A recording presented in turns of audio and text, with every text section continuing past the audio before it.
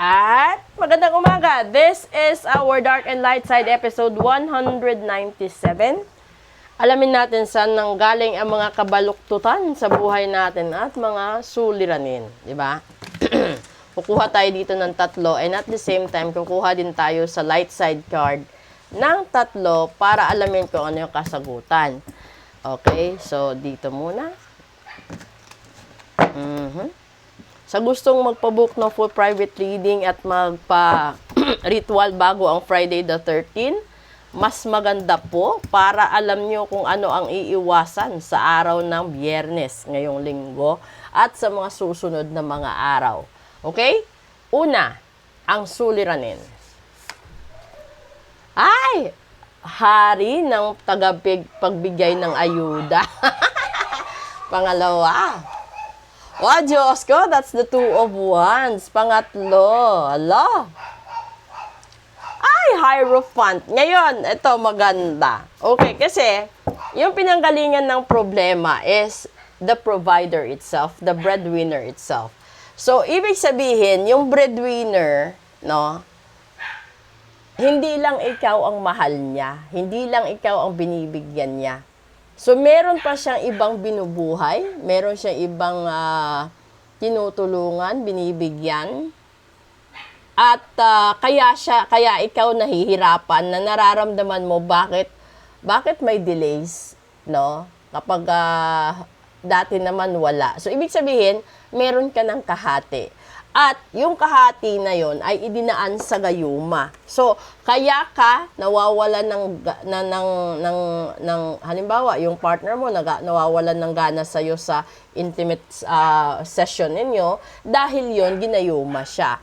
Kung ito naman ay patungkol sa negosyo, kaya ka nalulugi dahil niritual yung negosyo mo, mapunta at mabaling sa kalaban mo or kakumpetensya mo. At kung ito naman ay tungkol sa pagkakaibigan, no, ando doon yung pagtatraidor, pagtsitsismisan. Kung tungkol naman ito sa pag-aaral, kompetisyon, sa trabaho, sa lahat-lahat na. Tingnan natin dito The Sun. Pangalawa, The Empress. And pangatlo,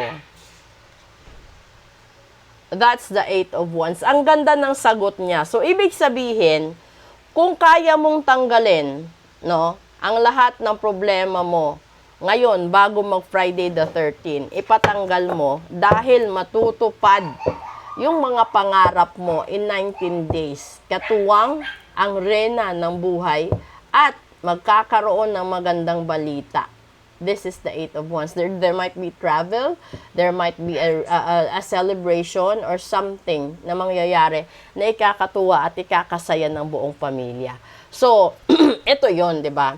Sa lahat ng mga nabarang nakulam na sumpat na gayuma, ipatanggal nyo. Kasi sinabi na dito magliliwanag ang buhay mo, gagaan ang buhay mo, negosyo mo, buhay pag-ibig, trabaho, sirkulasyon sa kalusugan, at lahat-lahat na. Di ba?